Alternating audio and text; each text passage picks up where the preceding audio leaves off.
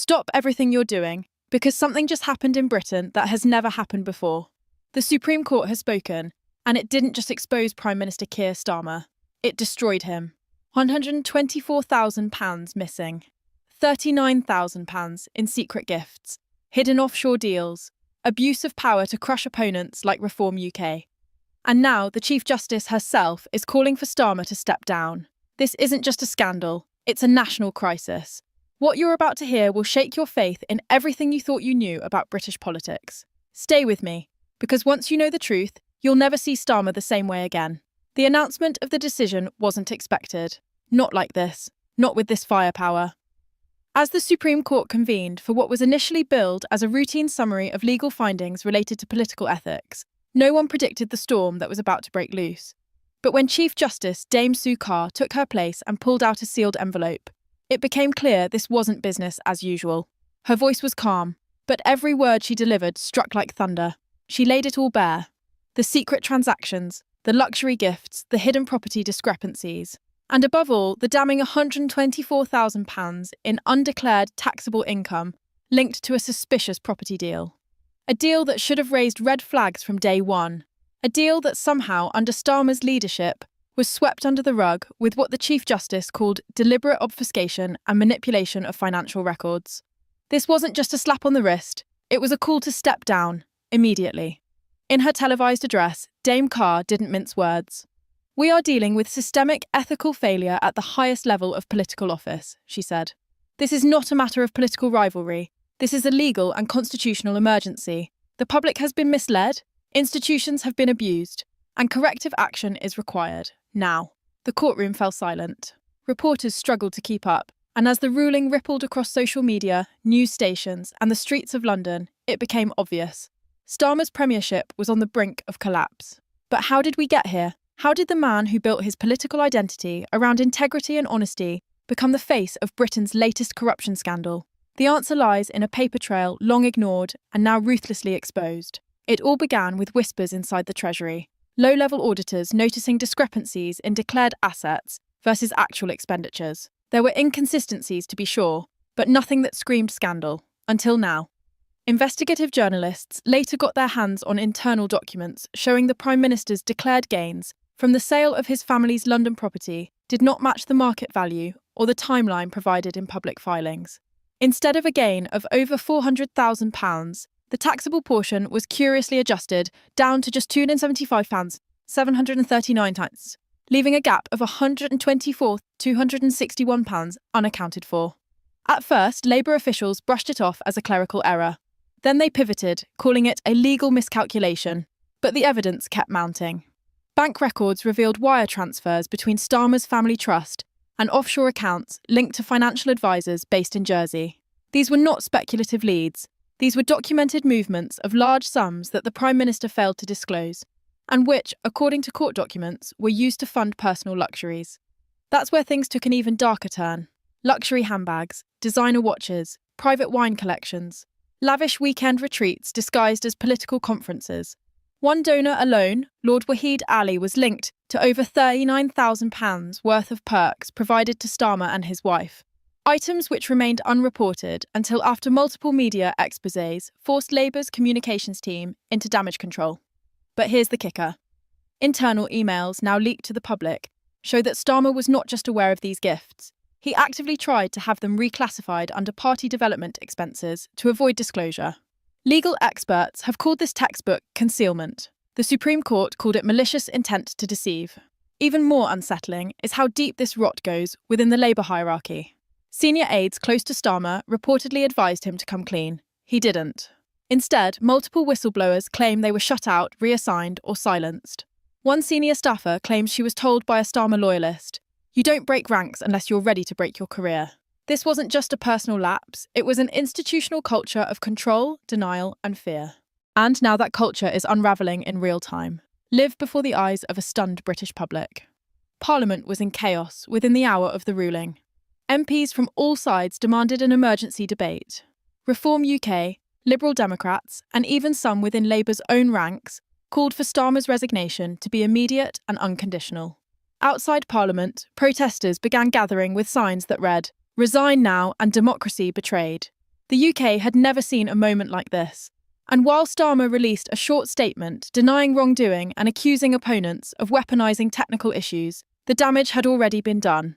The judiciary had spoken, and in a constitutional democracy like Britain, that voice carries thunderous weight. For a Prime Minister to be rebuked by the Supreme Court is almost unthinkable. But for that rebuke to come with a direct call to resign, that's political apocalypse. As the Supreme Court ruling echoed across the nation, new revelations began to surface. Revelations so explosive that they may prove to be the final nail in Keir Starmer's political coffin. The centre of this next storm? A trove of whistleblower files leaked from within the heart of Downing Street itself. These weren't speculative claims or anonymous tips. These were time-stamped emails, signed memos, internal audits, and WhatsApp transcripts, compiled by insiders who had worked at the very core of Starmer's operations. What they revealed was devastating. A deliberate strategy to cover tracks, manipulate disclosure systems, and intimidate anyone who questioned the legality of it all. At least 4 senior Labour aides, all of whom had been either demoted or abruptly dismissed over the past year, have now come forward with evidence showing Starmer was fully briefed on the financial discrepancies in his asset declarations. One of them, a former compliance officer named Rebecca Haynes, shared a chilling warning she claims to have sent directly to the Prime Minister himself. If this goes public, it could spark a constitutional crisis. Starmer's alleged response, sent via private messaging app, was even more damning. Then make sure it doesn't. The whistleblower files paint a picture of a government operating under a doctrine of silence, where loyalty was enforced not through persuasion but through fear. Staff were regularly instructed to delete email chains, reword public reports, and avoid using certain trigger phrases when discussing donor gifts or private expenses. One of the leaked documents, dated just 5 months ago, contains a direct quote from a high-level strategist suggesting how to wordsmith public filings to sound clean without technically lying.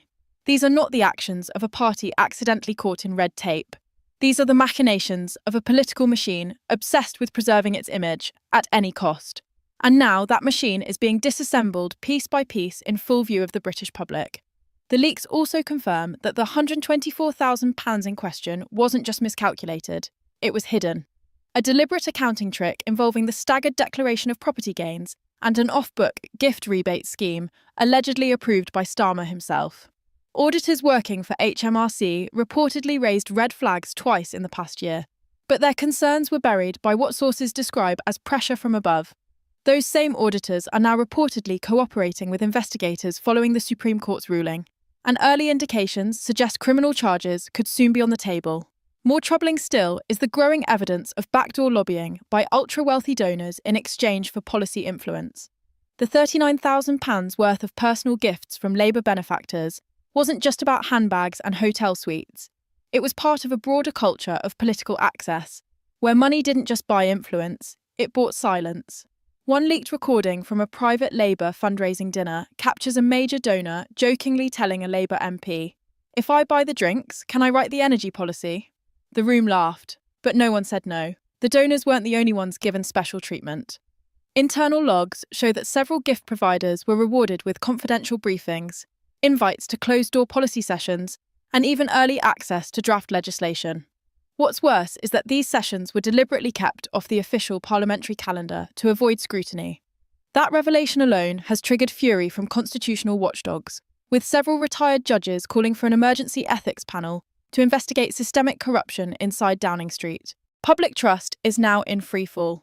Polling conducted just hours after the Supreme Court ruling shows that 67% of the public believe Starmer should resign immediately, while 58% believe Labour as a party has lost its moral authority to govern. Even among Labour voters, the mood has shifted dramatically. A viral video of a lifelong Labour supporter burning their membership card while shouting "never again" has racked up millions of views on social media. Reform UK and the SNP are now leading the charge in Parliament, demanding a full judicial inquiry into Labour's donor network and calling for all financial records linked to Starmer to be made public. One SNP MP declared during an emergency session, "We have a Prime Minister who governs like he's above the law." Today the law answered back. Behind the scenes, Starmer's inner circle is reportedly in meltdown. Multiple resignations have already taken place within Labour HQ. Press Secretary Julian Khan resigned just hours after the court ruling, allegedly after refusing to deliver a statement. he believed was legally reckless and morally indefensible. Even Starmer's own deputy, Angela Rayner, has begun distancing herself publicly, releasing a vague statement urging full transparency and accountability at every level.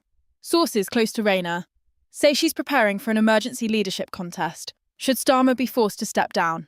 The collapse isn't just political, it's psychological. One MP described the mood inside Starmer's private office as funeral-like, with staff in shock, avoiding each other's gaze, and murmuring about how quickly things fell apart. It wasn't long ago that Keir Starmer was being hailed as the man who could restore order after the chaos of Brexit, Boris Johnson and COVID. Now he's being described by former allies as the final betrayal. But this crisis isn't just about one man. It's about a system that allowed this to happen, that looked the other way, that rewarded silence and punished integrity. And with every new leak, every exposed file, every whistleblower stepping into the light, the British public is starting to see the full scope of that system.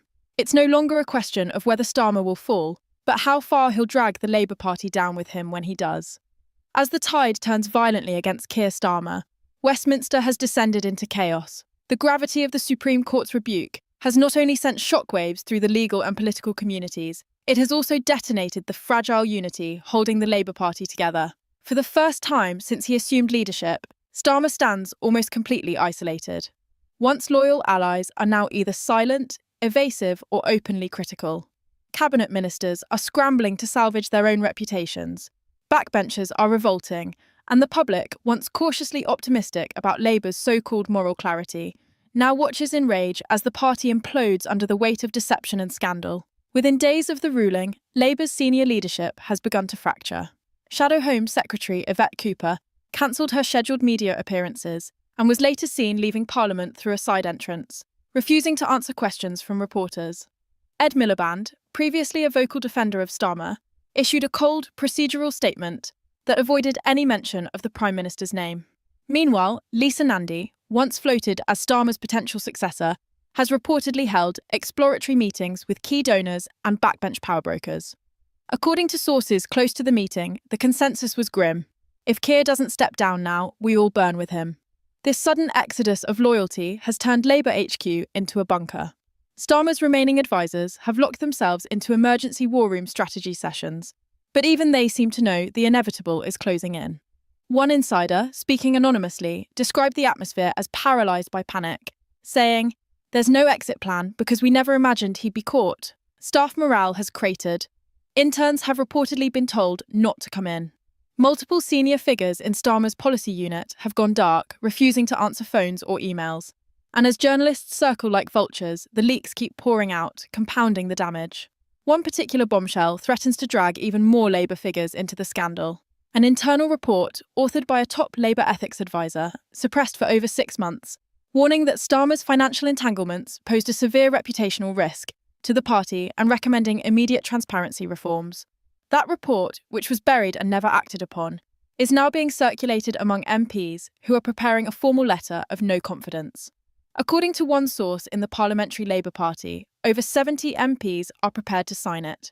The only question now is whether they will move before Starmer resigns, or after he is forced out. The Conservatives, sensing an opportunity, have gone on the offensive.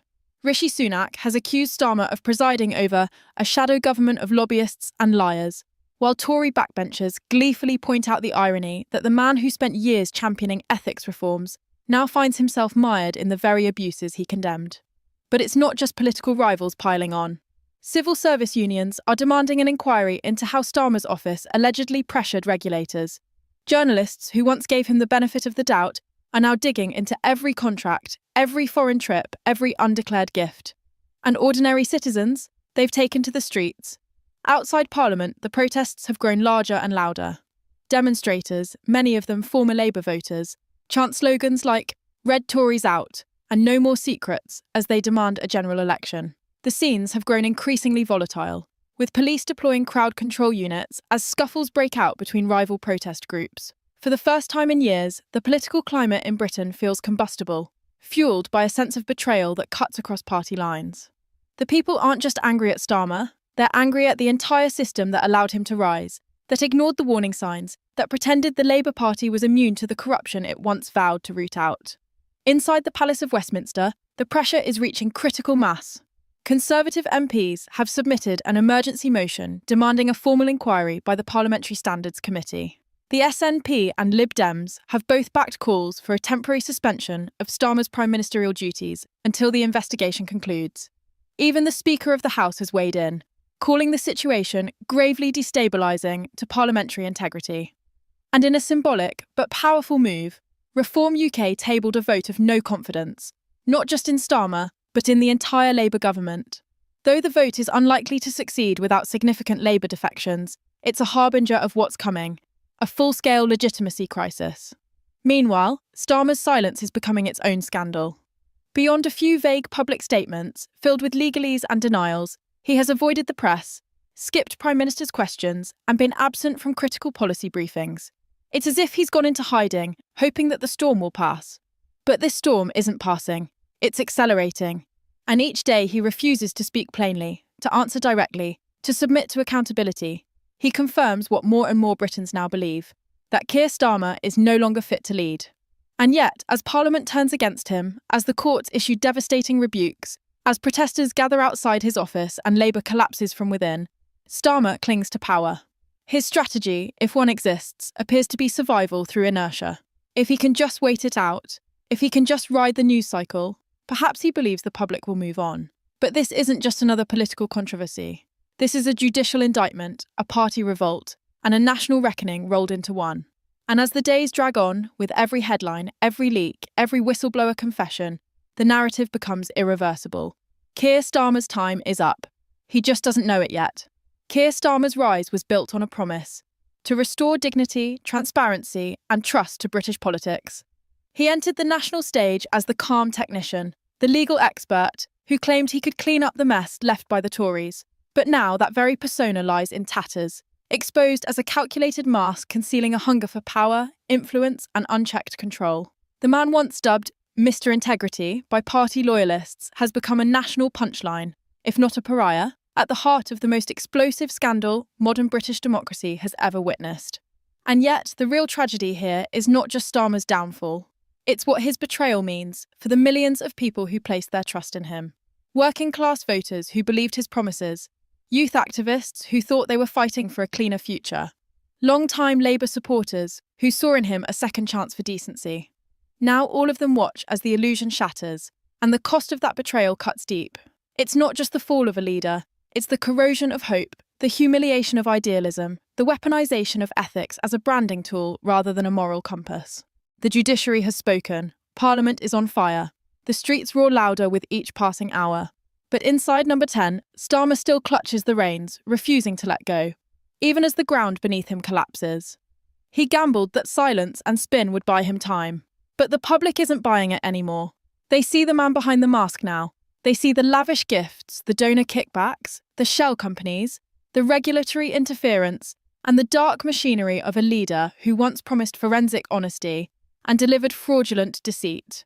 What happens next isn't just about Keir Starmer. It's about who we become as a country when our leaders are caught red-handed, when the courts call for justice, when the people demand change and the guilty refuse to budge. Will the system protect him, or will it finally correct itself? Share your thoughts in the comment section and subscribe our channel for more UK news. Thank you.